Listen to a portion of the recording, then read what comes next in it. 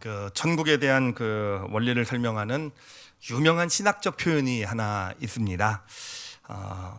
그 영어로 제가 준비를 했는데 한번 볼게요. 어떤 표현이냐면은 already but not yet이라는 표현이에요. already but not yet. already는 무슨 뜻이죠? already는 이미라는 뜻이죠. 그렇죠? 이미 but 그러나 not yet은요 아직이라는 뜻이죠. 그렇죠?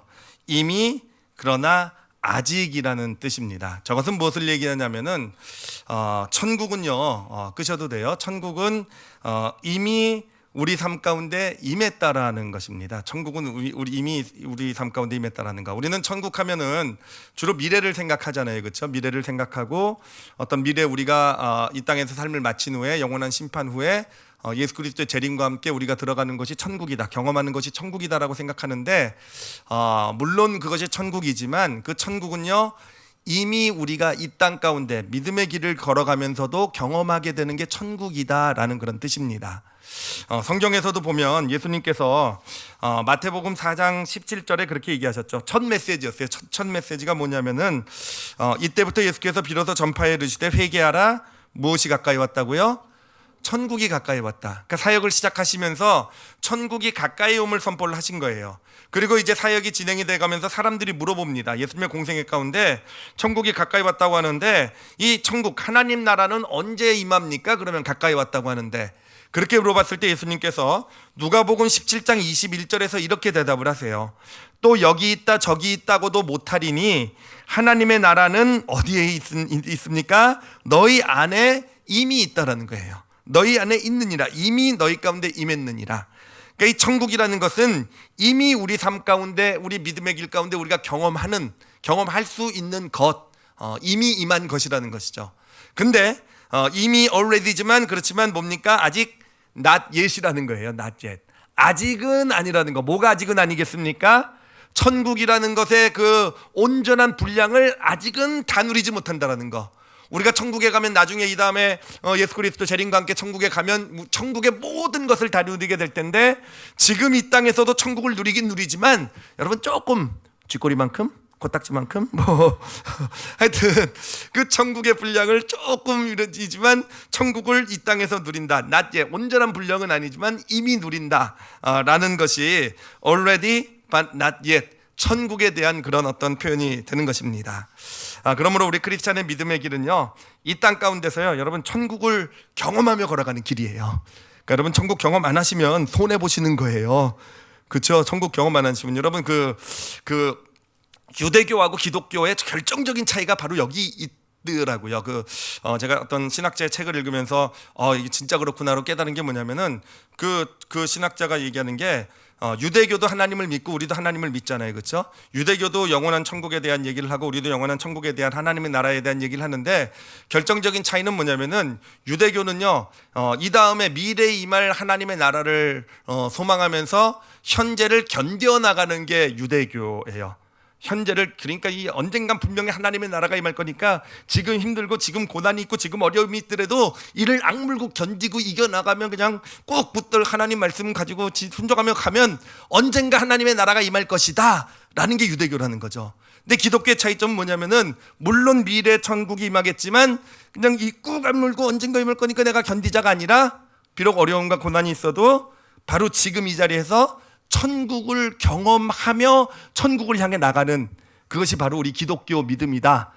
여러분 어느 쪽이 좋습니까? 여러분 유대교 쪽으로 이제 안 가시겠죠, 그렇죠?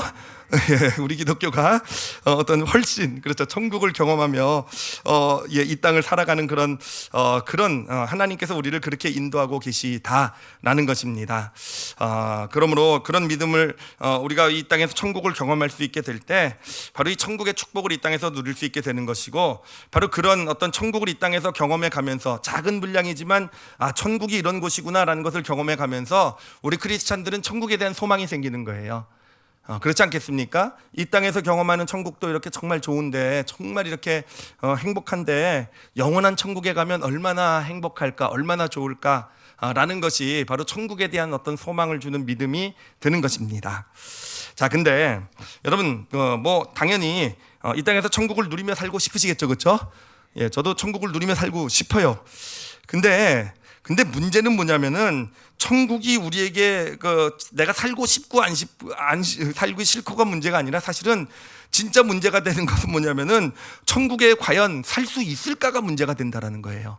우리가 천국이 임하는데 그 천국에 살 수 있을까가 문제가 된다라는 겁니다. 제가 예를 하나 좀 들어드리도록 할게요. 예전에 한번 나눴던 예지만 다시 좀 들어주시기 바랍니다. 그 C.S. 루이스라는 분이 영국의 유명한 영성학자죠.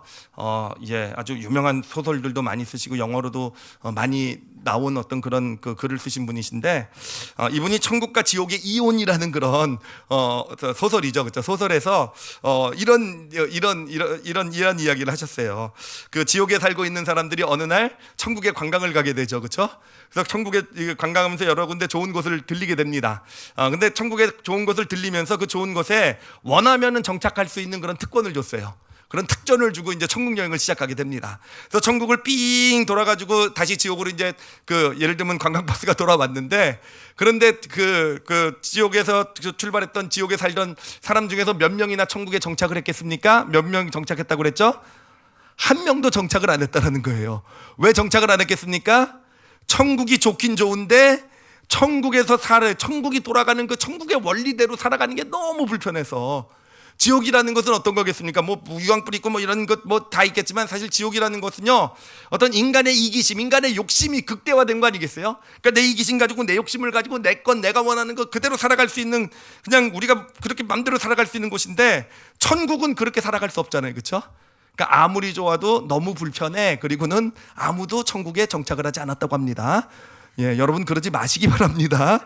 우리 이 땅에 하나님께서 우리에게 천국을 경험시켜 주실 텐데, 천국을 경험시켜 주는 게 문제가 아니라 정말로 우리가 그 천국을 살아낼 수 있을까, 이 천국을 살아낼 수 있을까가 진짜 문제가 되는 것이에요. 바로 오늘부터 몇 주간에 걸쳐서 이 천국에 대해서, 천국이 작동하는 원리들에 대해서 좀 나눠보려고 합니다. 여러분 분명히요, 굉장히 불편하실 거예요. 천국은 좋지만 천국에서 살기 쉽지 않은데, 이러실 수도 있을 겁니다. 그래요. 아마 천국의 어떤 원리들을 배우면서 우리는 어쩌면 버려야 될 것이 있을 수도 있고요, 어쩌면 포기하고 내려놓아야 될 것, 내가 이제까지 옳다고 생각하면서 살아왔던 어떤 그런 것들 중에서 이게 틀리구나 인정해야 될 부분도 분명히 있을 것입니다. 분명히 불편할 텐데, 불편하셔도 여러분 천국을 사시길 바랍니다. 그래서 그 원리대로 한번 살아보시기 바랍니다. 제가 정말 소원하며 기도하며 그 말씀을 전하는 것이 무엇이냐면은, 우리가 이렇게 천국에 대한 원리를 말씀 나누면서 힘들고 좀 불편해도 천국의 원리대로 여러분이 삶을 살아가실 수 있으면, 분명히 여러분 천국이 어떤 곳인지를 이 믿음의 길, 우리가 이번 말씀을 나누면서 걸어가는 길을 통해서 여러분들, 우리 모두가 조금씩은 경험하게 될 줄 믿습니다. 여러분 그렇게 해서 이게 진짜 천국이구나라는 걸 알게 되면은요, 천국의 원리대로 불편한 것이 그 불편한 원리지만 그대로 살아갈 수 있게 될 것이고, 그게 진짜 축복이 됨을 경험하게 될 것입니다. 그리고 무엇보다도요, 여러분 이 땅에서 좀 천국에 대해서 적응하셔야 나중에 천국 가셔서도 잘 적응하실 수 있다라는 거. 여기서 적응 안 하시고 살면은요, 천국 가셔서도 되게 힘드실 수 있으세요. 여기가 왜 천국이야 이러실 수도 있을지도 몰라요. 안 가봤기 때문에 확신은 못 드리지만, 오늘은요, 그 첫 시간으로서 이 천국의 어떤 작동 원리 중에서도 가장 아주 그 근본이 되는 원리를 좀 한 가지 나누려고 해요. 이 원리는 앞으로 천국에 대한 말씀을 나눌 때 다 적용되는 원리예요. 그 가장 기반이 되는 원리입니다. 그래서 오늘은 함께 읽었던 포도원 품꾼의 비유라는 말씀을 가지고 그 원리를 좀 찾아보려고 해요. 천국의 작동 원리가 어떤 것인지 찾아보고, 그것을 여러분이 기억하기 좋게 공식으로 만들어 드리려고 합니다. 수학 공식 같은 공식으로 만들어 드리도록 할 테니까, 오늘 말씀을 들으시면서 이 공식을 꼭 받아가지고 가능하면 꼭 외워가시고 가시기를 바랍니다. 아멘을 안 하시는 걸 보니까 자신이 없으시군요. 이제 50이 넘어가면 외우는 건 포기하라고 누군가 저한테 아주 진지하게 충고를 지난주에도 하는 걸 들었는데, 이건 영적인 것이기 때문에 다 기억될 줄 믿습니다. 자, 오늘 이 비유를 보면은 그 20장 1절 보면 그 시작에 보면은 이렇게 되어 있는 것을 보게 돼요. 천국은 마치 품꾼을 얻어 포도원에 들여보내려고 이른 아침에 나간 집주인과 같으니로 시작이 됩니다. 그러니까 이 비유는요, 천국은으로 시작돼요. 그러니까 이 비유가 얘기하는 것이 뭔지 확실하게 알 수 있죠. 뭘 얘기하고 있습니까? 천국에 대해서 지금 우리에게 가르쳐 주려고 하는 것입니다. 자, 그러면 그 비유를 간략하게 좀 정리를 해드리도록 할게요. 여러분 읽으셨지만 좀 보충하면서 스토리를 설명드리겠습니다. 자, 이제 그 집주인이 포도원 주인이 이제 아침 일찍 이제 그 장터 같은 데를 나가게 돼요. 사람이 모여 있는 곳을 나가게 돼서 거기서 이제 품꾼을 이제 구하게 됩니다. 아침 일찍이라고 해서 시간은 잘 모르지만 한 7시경이 아닐까라고 짐작은 해볼 수 있고요. 하여튼 그렇게 아침 일찍 나가서 품꾼이 있는 것을 보고 그들을 이제 한 데나리온씩 주기로 약속을 하고 포도원에 이렇게 들여보내게 됩니다. 근데 이 한 데나리온이라는 액수가 사실은 의미가 좀 있는 것이 뭐냐면은, 한 데나리온은요, 그 당시 그 이스라엘에 있어서, 그 당시 시대에 있어서 그 군인 있잖아요, 군인이 받는 하루의 어떤 수당이라고, 하루의 어떤 그런 하루의 어떤 그런 품삯이라고 보시면 돼요. 하루의 품삯, 하루의 그 월급. 또는 정규직 노동자라고 할 수 있을 거예요. 정규직 노동자들이 노동을 했을 때 하루에 받는 임금이 바로 한 데나리온이 됩니다. 그 당시 한 데나리온이라고 한다면은 한 가족이 어떤 그런 나름 한 인간으로서 어떤 가족으로서 품위 있게 살 수 있는 그것을 보장해 주는 액수 정도다라고 보시면 될 것입니다. 자, 그런데 품꾼의 입장으로 생각을 해보세요. 품꾼은요, 지금식으로 얘기하면은 일용직입니다. 일용직. 그러니까 하루 그날의 일을 찾아야, 그래도 그날의 일을 해야 그래도 뭔가 조금이라도 어떤 임금을 받아서 살아갈 수 있는 그런 일용직이 바로 품꾼이에요. 그런데 이 품꾼에게 포도원 주인이 다가와서 한 데나리온을 약속하고 포도원으로 데려간 거예요. 자, 그러면 이 품꾼의 마음은 어떻겠습니까? 이 한 데나리온을 약속을 받고 지금 포도원에 들어가서 일하는 품꾼의 마음은 어떻겠습니까? 그날이요, 거의 땡 잡은 거죠, 그렇죠? 정말 그날이요, 땡 잡은 거죠. 그렇죠? 그날 일도 얻었을 뿐만 아니라 한 데나리온이라는 어떤 그런 하루를 살아갈 수 있는 그런 임금을 얻게 된 것이잖아요. 그래서 이 품꾼은 분명히 아주 감사한 마음으로 일했을 것 같아요. 낮에 떼약볕도 있고 좀 일하는 게 고되기도 했겠지만, 그러나 그 마음 가운데 어떤 소망도 있었을 겁니다. 내가 이 일을 잘 끝나고 나면은 한 데나리온을 받아서 밤에 저녁 가족들과 함께 맛있는 저녁을 함께 나누는 어떤 그런 소망도 가질 수 있었을 것 같아요. 하여튼 그런 소망, 그런 감사함을 가지고 열심히 일을 했었을 것입니다. 자, 이 한 데나리온의 이 약속이라는 것이 결국은 이 사람에게, 이 품꾼에게 그 마음에 준 것이 무엇이냐? 천국을 그 마음에 허락해 준 것이다 라고 말할 수 있지 않겠습니까? 자, 그런데 이 그 포도원 주인을 보면은 이제 그 이후에도 계속 이제 품꾼을 얻으러 나가는 것을 보게 돼요. 그래서 보니까 9시에도 나가고요, 12시에도 나가고 또 3시에도 나갑니다. 3시에도 나갈 뿐만 아니라 언제도 나가냐면은 5시에도 나가요. 일이 6시에 끝나거든요. 근데 5시까지 나가서 놀고 있는 사람들을요, 품꾼으로 데리고 와서 포도원에서 일을 하게 시키게 됩니다. 자, 근데 문제는요, 그때까지는 다 좋았어요. 그렇게 뭐 많은 사람이 와서 일하는 거 다 좋죠. 근데 다 좋은데 문제는 언제 발생하기 시작하게 됐냐면은 6시가 되어가지고 이제 그 포도원 주인이 품꾼에게 이제 그 임금을 계산하기 시작하면서 문제가 발생하게 되는 거예요. 자, 그 사람들을 모아놓고 임금을 주는데 5시에 온 사람에게 얼만큼 줬다고 되어 있습니까? 성경을 보니까 한 데나리온을 줬대요. 한 데나리온. 이 5시에 온 사람들은 생각해 보십시오. 5시에 불러가지고 왔어요. 그래가지고 일을 하래요. 그래가지고 옷도 갈아입고 쟁기지고 딱 나와가지고 삽을 이렇게 한번 내려치려고 그랬더니 6시래요. 그렇죠? 뭐 이런 분위기 아니었겠습니까? 그랬더니 임금 받으러 오래요. 그래가지고 임금 받으러 가자 그랬더니 가서 한 데나리온을 딱 준 거예요. 와, 정말 이 사람들 정말 좋았겠죠, 그렇죠? 예, 이런 일자리 찾으시기 바랍니다. 하여튼 어찌됐든 그렇게 임금을 이게 한 데나리온을 받게 돼요. 근데 그 한 데나리온을 받은 것을 보면서 아침 7시부터 와서 일찍부터 와서 수고했던 그 품꾼은 어떤 마음을 갖게 되었겠습니까? 그 마음에 기대가 생기게 되었겠죠, 그렇죠? 그 마음에 1시간 일한 사람이 지금 한 데나리온을 받았으니까 나는 아침 7시부터 지금 6시까지 일했으니까 몇 시간 일한 겁니까? 11시간이죠. 왜 13시간이 나옵니까? 큰일 났네. 이거 오늘 수학적인 거 많이 얘기해야 되는데 7시에 와가지고 6시간 일했으니까 11시간이죠. 그렇죠? 밥 먹는 시간 뺐다고 쳐도 10시간. 그렇죠? 그럼 계산이 나오죠. 1시간 일한 사람이 한 대나리온 받았는데 그러면 10시간 일한 나는 얼마나 받을까? 막 이런 기대가 생길 거 아니겠습니까? 근데 그 가운데서 보니까 다 3시에 온 사람에게도 임금을 주는데 한 대나리온을 주는 거예요, 주인이. 그러더니 12시에 온 사람에게도 9시에 온 사람에게도 한 대나리온을 주는 겁니다. 그 마음이 어떻게 됐겠습니까? 점점 불안해졌겠죠. 그렇죠? 점점 불안해지고 막 점점 정말 뭔가 이러다가 나도 뭐 이러다 하니까 그러다가 7시에 온 품꾼을 딱 불러오더니 그 사람에게도 뭘 줍니까? 한 데나리온을 딱 줘버렸단 말이에요. 여러분, 그 한 데나리온을 받았을 때 이 일찍 온 품꾼의 마음이 어떻게 되었겠습니까? 어떻게 되었겠어요? 여러분, 이게 진짜 참 신기한 일 아닙니까? 그 한 데나리온이라는 게 이 주인이 품삯을 계산하기 전까지는 그 한 데나리온의 의미가 그에게는요, 그 마음에 천국을 가져다 주는 제목이었어요.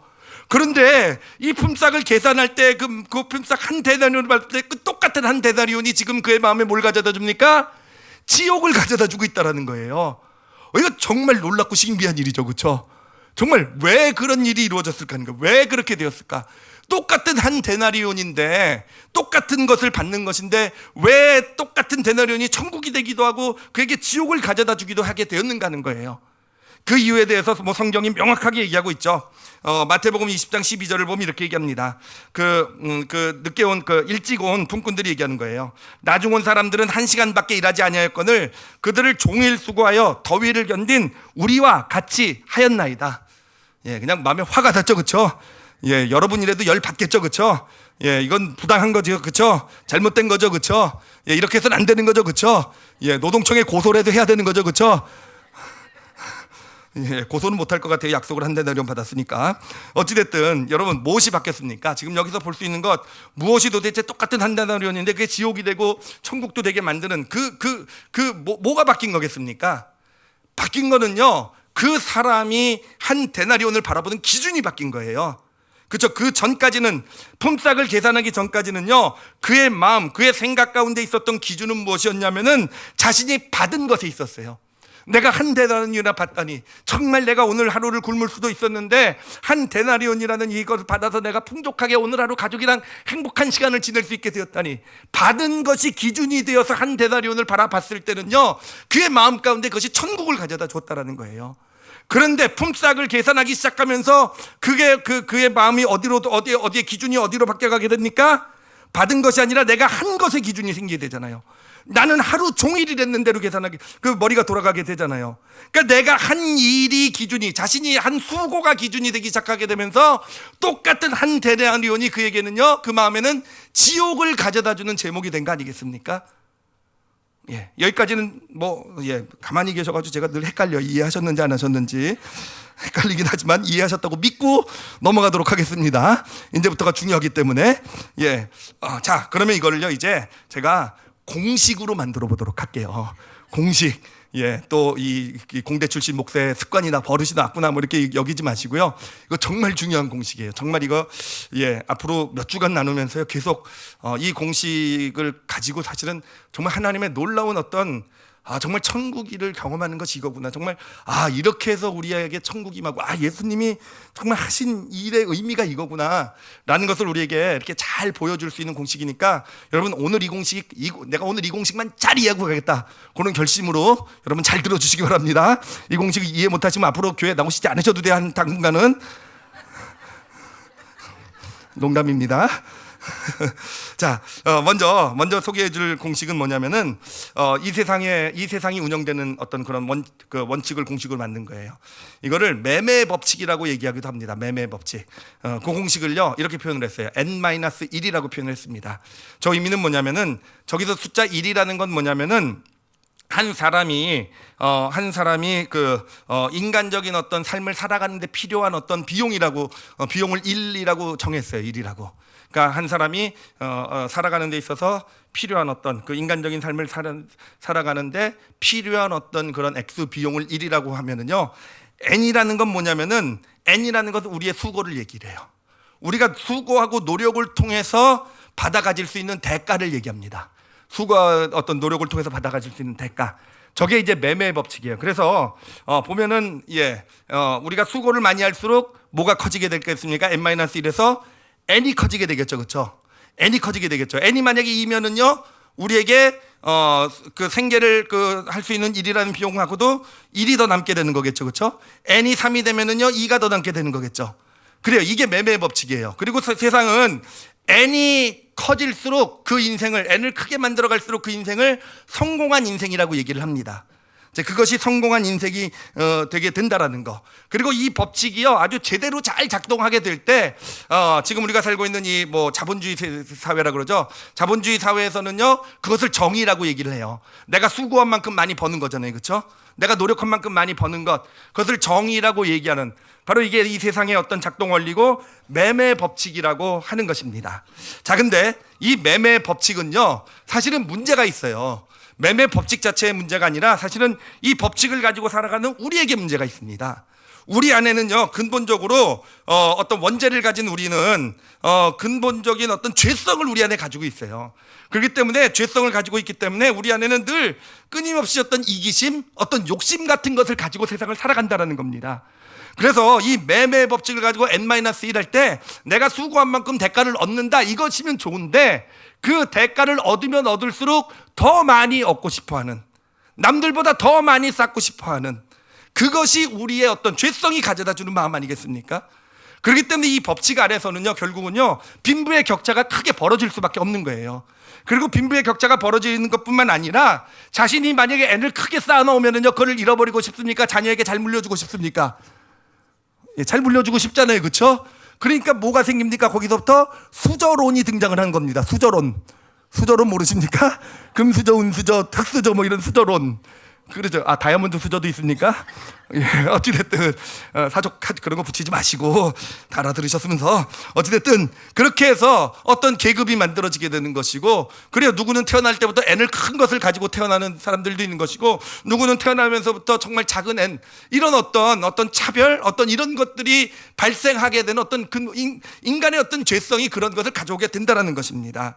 그런가 하면은 또 진짜 심각한 문제는 뭐냐면은 이 세상에는요, n이 1보다 작은 사람들도 많이 있다라는 거예요.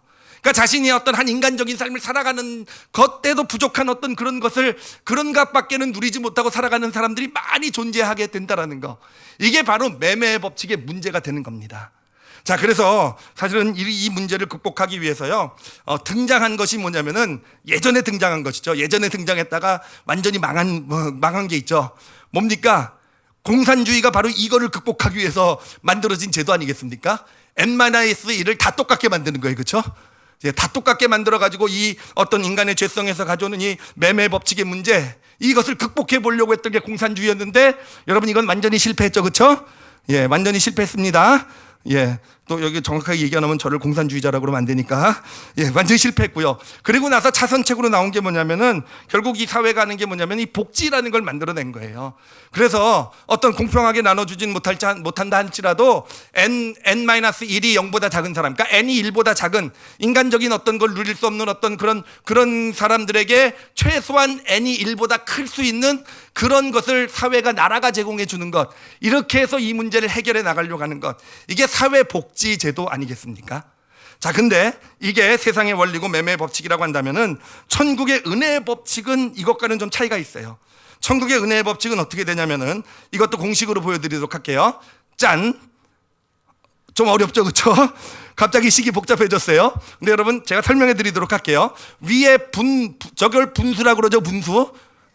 제가 분수도 모를까봐 걱정했어요. 죄송합니다. 예, 분수의 저 위를 분자라고 그러죠, 그렇죠? 예, 제가 요즘 저것저게 전문가예요. 왜냐하면 다시 공부를 시작했거든요. 우리 중학생 딸내미가 있어가지고 맨날 요즘 제가 저런 걸 다시 공부하고 있어가지고, 그래서 식을 만들어내게 됐나? 예, 저 식 만드는 게 저한테 원망이 되시거든. 제 딸내미한테 다 뭐라 그러시기 바랍니다.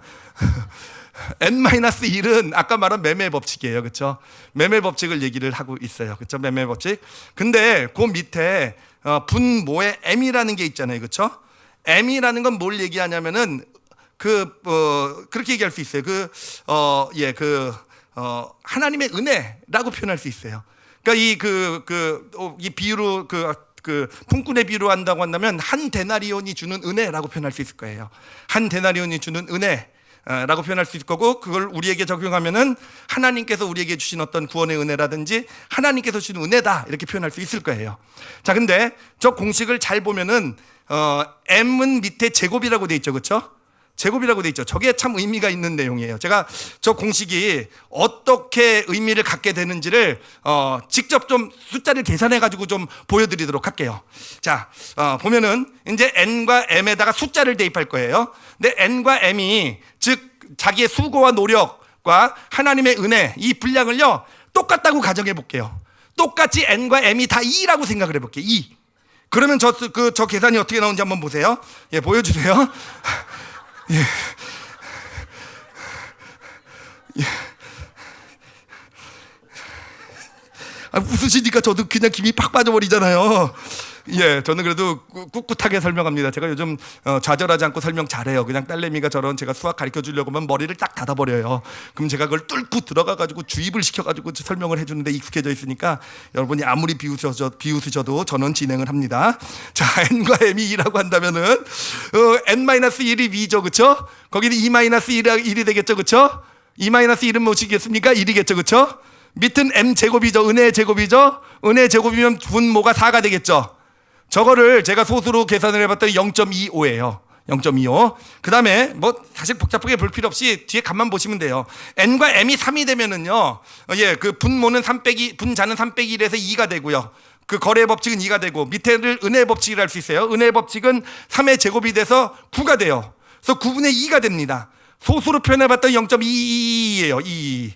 그리고 만약에 m과 m이 10이 되면은요, 이것을 계산해봤더니 숫자가 0.09가 돼버려요. n과 m이 20이 되어버렸더니 이 계산해봤더니 숫자가 0.0475가 되어버려요. 자, 저기서 발견할 수 있는 법칙이 뭡니까? 점점 숫자가 적어 들어가죠, 그렇죠? 그것도 급속하게 적어져 들어가게 돼요. 급속하게 적어져서 결국은 n이 충분히 커지게 되면은요, 거의 0과 다름없는 숫자가 되어져 가게 된다라는 겁니다. 자, 이게 사실 정말 중요해요. 정말 중요해요. 이게 왜 중요하냐면은, 자, 보세요. n-1, m제곱, 저 끄셔도 돼요. 저 공식에서 이 n-1이 값이 어떻든, 우리 어떤 매매 법칙에 따라서 내가 n을 뭐 5를 만들든 7을 만들든 10을 만들든 그것과 상관없이 m이라는 은혜의 값이 충분히 크게 되면은요, 충분히 크면 이건 제곱으로 늘어나요. 훨씬 더 빠른 속도로 분모가 늘어나게 됩니다. 그러면은 저 공식은요, 결국은 0과 다름없는 숫자가 늘 이루어지게 된다는 거예요. 그러니 우리 안에 m이 하나님이 주신 은혜, 한 데나리온의 은혜, 하나님이 우리에게 주신 그 은혜가 우리 영혼 가운데 또 충분히 크게 자리 잡게 되면 어떻게 되겠습니까?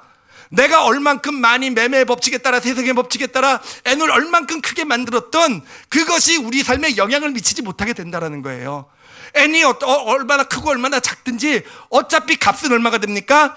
0이 되어져 버리게 되는 거예요. 이게 바로 천국을 누리는 법칙이 되는 것입니다.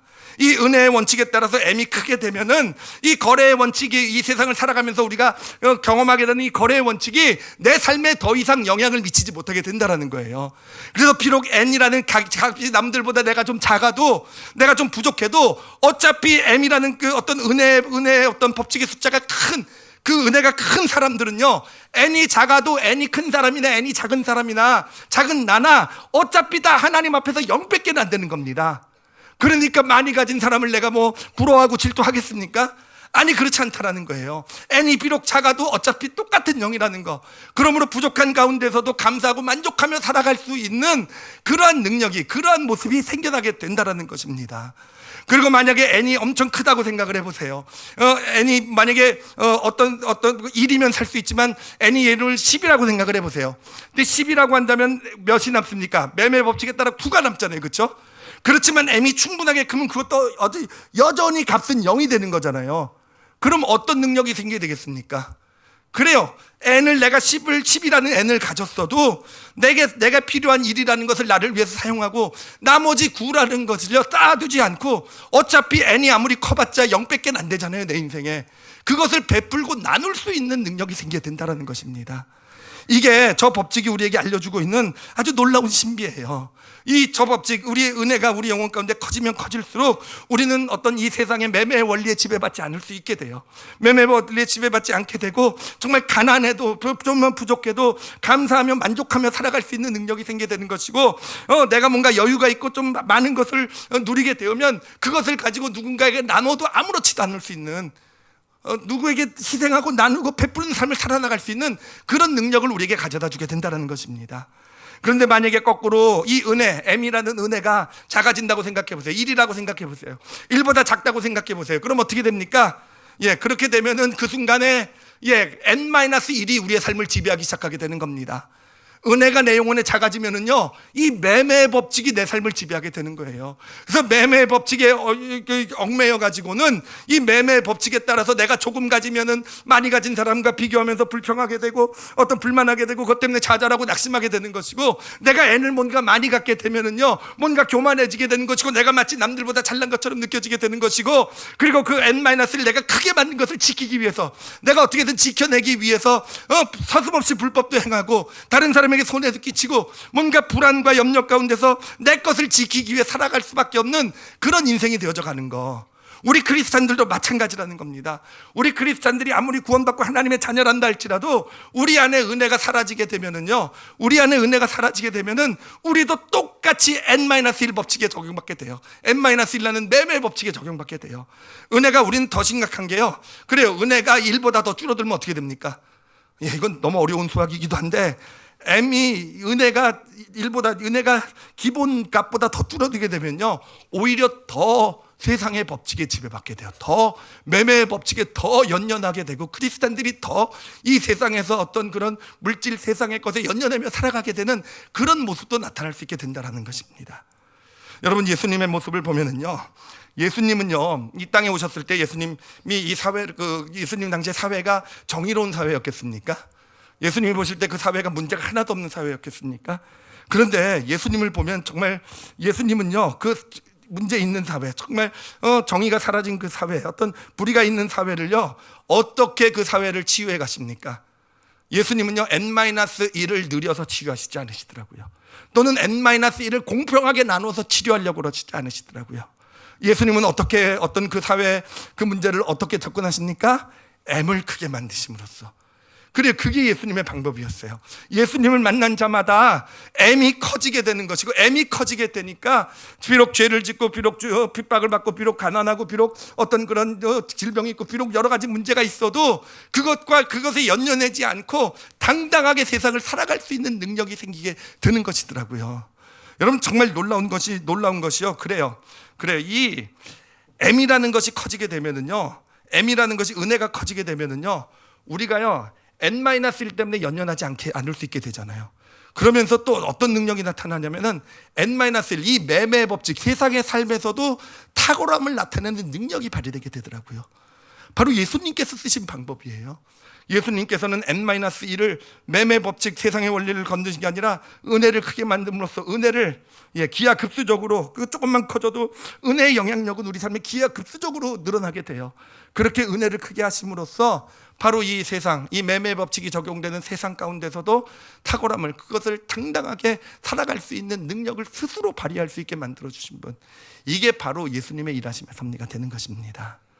그런가 하면은 정말 또 이 법칙에서 보면 신기한 것이 뭐냐면은, 여러분, 이 은혜의 법칙 M이라는 이 한 데나리온의 은혜는요, 사실은 크기가 다 똑같아요. 언제나, 그렇죠? 똑같아요. M이라는 것은요, 사실 은혜라는 것은요, 누가 더 많고 누가 더 적고 이런 게 없어요. 예수 그리스도의 십자가의 은혜가 사실 우리 모두에게 똑같이 주어진 거 아니겠습니까? 예수님이 누구를 위해서는 십자가의 피를 3방울 흘려주셨는데 나를 위해서는 1방울밖에 안 흘려주셨다, 이런 건 아니잖아요. 그렇죠? 똑같이 우리를 위해서 예수님은 자신의 모든 피와 물을 다 쏟으신 것이고, 지금도 예수님 하나님의 은혜는요, 똑같이 우리에게 똑같이 주어지게 돼요. 그런데 똑같은 한 데나리온인데 차이가 발생하잖아요. 똑같은 한 데나리온인데 M값이 엄청 커지기도 하다가 은혜값이 엄청 작아지기도 하는 것이, 그게 우리의 모습이 아니겠습니까? 근데 그게 무엇에 의해서 결정이 되는가 하는 거예요. 무엇에 의해서 결정이 됩니까? 바로 우리가 오늘 본 이 포도원 품꾼의 비유에서 본 이 품꾼의 모습에서, 그래요. 우리가 받은 것이 기준이 되어서 우리 하나님 앞에 서게 될 때는요, 우리 M값이 점점 커지는 거예요. 내가 받은 것, 구원을 받았죠. 믿음의 길을 걸어오면서 사실 이제까지의 삶을 돌아보면 다 하나님께서 주신 은혜들, 축복들이잖아요. N값이 같은 한 데나리온이지만 그래요, 내가 받은 것을 세워보게 될 때, 받은 것에 집중하게 될 때 N값은 점점 커지게 되는 것이고, 그렇게 됨으로써 우리는 정말 이 세상에서도 천국을 경험하며 살아갈 수 있는 그런 하나님의 사람이 되어져 가는 거예요. 내 세상이 하는 일은 뭐겠습니까? 세상이 하는 일은 뭐냐면요, 그래요, 그 간 데나리온을 바라보면서 내가 한 일에 집중하게 만들어요. 내가 이만큼 수고했고, 내가 이만큼 헌신했고, 내가 이만큼 열심히 살았고, 이런데 왜 내 삶은 이런가? 그러면은요, N값은요, 똑같은 한 데나리온의 은혜인 N값이요, 점점 줄어들게 되는 거예요. 그러면 세상의 매매 법칙이 적용되게 되는 것이고, 그 안에서 지옥을 경험하며 살아가게 되는 것, 그게 우리 인생의 모습이 되는 것입니다. 그러므로 우리는 그래요, 무엇을 세워봐야 되겠습니까? 받은 은혜를 세워볼 줄 알아야 돼요.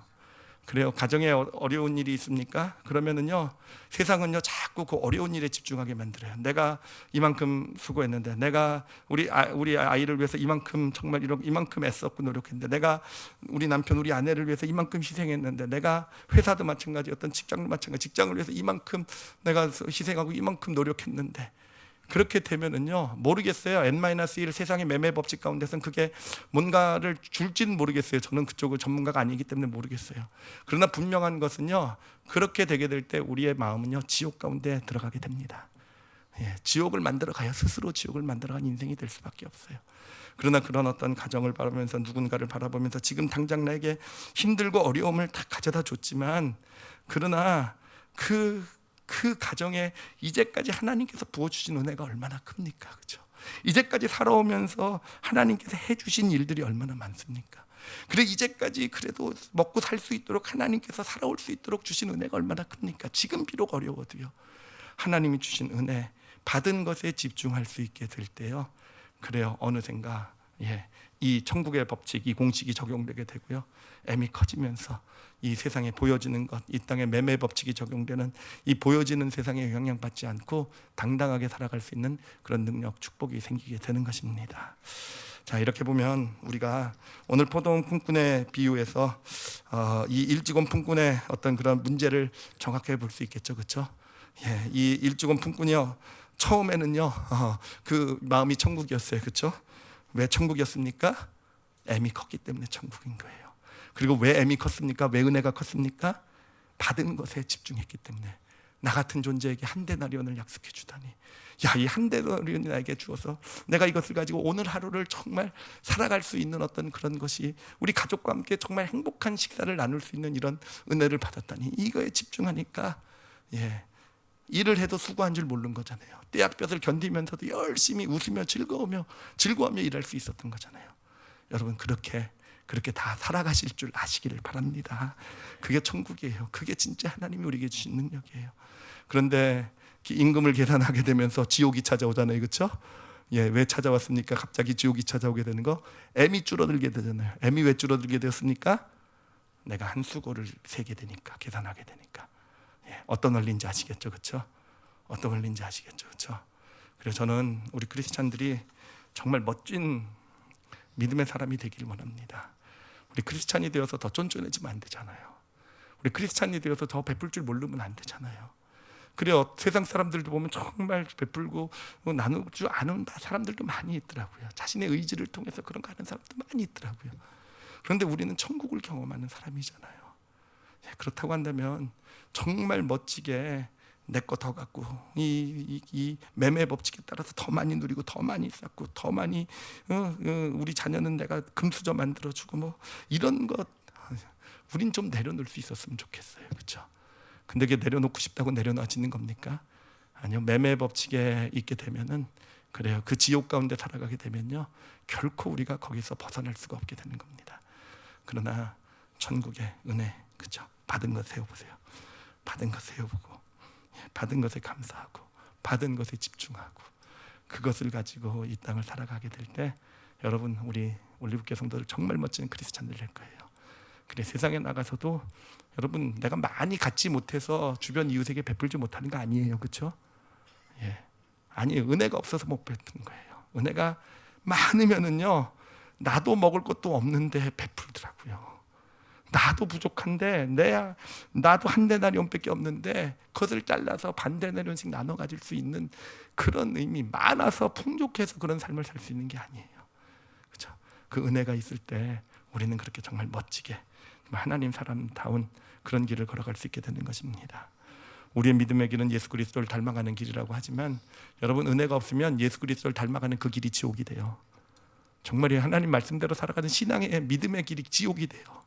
정말 죽겠어요. 정말 안 살아가면, 그렇게 안 살면 안 될 것 같고 벌 받을 것 같고, 그렇게 안 살아가면 사람들이 나를 뭐라 그럴까, 내가 그래도 이런 직분 저런 직분을 가지고 있는데 지옥이 되는 게 이게 믿음의, 이게 천국의 원리예요. 그렇지만 우리가 은혜가 정말 영혼 가운데 있게 되면은 닮아가지 말라고 해도요, 성경 구절 외지 않아도 예수님이 어떻게 살았는지 지식으로 쫙쫙쫙 1, 2 예수님이 이렇게 하셨다 해가지고 이런 거 없어도 내 안에 은혜가 넘치게 되면 어느샌가 내 삶을 통해서 예수 그리스도의 모습이 나타나게 되는 거, 여러분, 이게 진짜 참된 믿음의 길의 의미가 되는 것입니다. 우리 올리브교회 성도들, 오늘부터 이제 우리가 천국을 나누게 될 텐데요, 첫 번째 믿음 꼭 기억하십시오. 여러분, 받은 것에 집중하시는 겁니다. 아시겠죠? 예. 특히 힘들고 어려울수록 좀 뭔가 일이 안 되고 뭔가 좌절되고 낙심될수록 받은 것을 세우세요. 받은 것에 집중하세요. 그래서 받은 은혜들, 받은 복들을 기억해서 마음에 담으실 줄 아는, 그래서 먼저 마음에 천국이 이루어질 줄 아는, 그것을 가지고 세상의 매매의 법칙에서도 당당하게 세상을 이겨나갈 줄 아는 우리 성도들이 되시기를, 저와 여러분이 되시기를 예수님의 이름으로 축원합니다. 기도하시겠습니다. 이 시간에 우리가 성찬 예식을 행하게 될 텐데요, 먼저 성찬 예식을 행하는 준비로서 좀 받은 것을 좀 영혼에 이 시간 좀 담아봤으면 좋겠어요. 여러분, 받은 은혜를 좀 한번 담아보세요. 참 우리라는 존재가 연약한 게, 받은 것에 기뻐하다가도 우리는 받은 것은요 곧 잊어버려요. 조금만 어려움 있으면, 조금만 힘든 일 생기면, 조금만 억울한 일 생기면, 일지고 품꾼들하고요 우리가 다름이 없어요. 조금만 손해 본 것 같고 조금만 억울한 것 같으면 일지고 품꾼처럼 한 데나리온의 은혜는요 어디론가 사라져 버려요. 그리고 지옥에 들어가요. 그래요. 지금 내 마음이 힘들고 어렵고 고통스럽다고 한다면은요, 받은 것이 적어서 그런 것이 아니라 내 마음에 지금 기준이 잘못된 데 가서 있는 거예요. 여러분, 받은 것에 집중해 보세요. 구원받은 은혜에 집중해 보시고, 그래도 이제까지 나를 살려주신 하나님의 은혜, 그래도 이제까지 이렇게 살아오게 하셨잖아요. 그래도 주신 복들 있잖아요.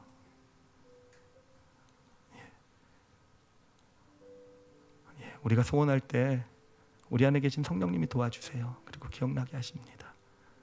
그리고 성령님은 그것을 가지고 우리에게 은혜를 주시는 분이 성령님이세요. 그래서 그 은혜를 이 시간에 영혼에 좀 마음껏 채우시길 바랍니다. 제가 기도합니다. 하나님 감사합니다. 하나님, 받은 은혜를 기억할 줄 아는 자 되길 원합니다. 하나님, 자꾸 우리는 속습니다. 그래서 내가 한 일에 집중하게 만드는 세상의 매매 법칙에 속아서 하나님, 이 땅이 행복하지 못해요. 믿음을 가지고 사는데도 정말 천국을 경험하지 못하는 저희들의 이 어리석음을 이 시간 당신 앞에 내어놓사오니 예수 그리스도의 십자가의 보혈로 덮어 주시옵소서. 하나님, 그리고 이 시간에 우리 성찬 예식을 행하면서 하나님, 당신이 주신 복을 영혼에 마음껏 담길 원합니다. 하나님, 당신의 자녀예요. 당신께서 자녀 삼아 주셨어요. 하나님, 마음껏 이 시간 감사하게 해주세요. 하나님, 우리의 죄를 용서해 주셨어요. 우리의 과거의 허물들, 잘못들을요 예수 그리스도의 피로 다 덮어주셨습니다. 우리 성도들 믿음으로 받게 해주시고 감사로 하나님께 올려드리게 해주세요. 하나님, 비록 지금 어떤 삶의 영역에 문제가 있을지 모르지만 아니요, 하나님께서 지켜주셨습니다. 이제까지. 그리고 앞으로도 지켜주실 줄 믿습니다. 그 감사함으로 당신 앞에 서서 예수 그리스도의 살과 피를 먹고 마시게 하여 주시옵소서. 감사드리며 예수님 이름으로 기도드렸사옵나이다. 아멘.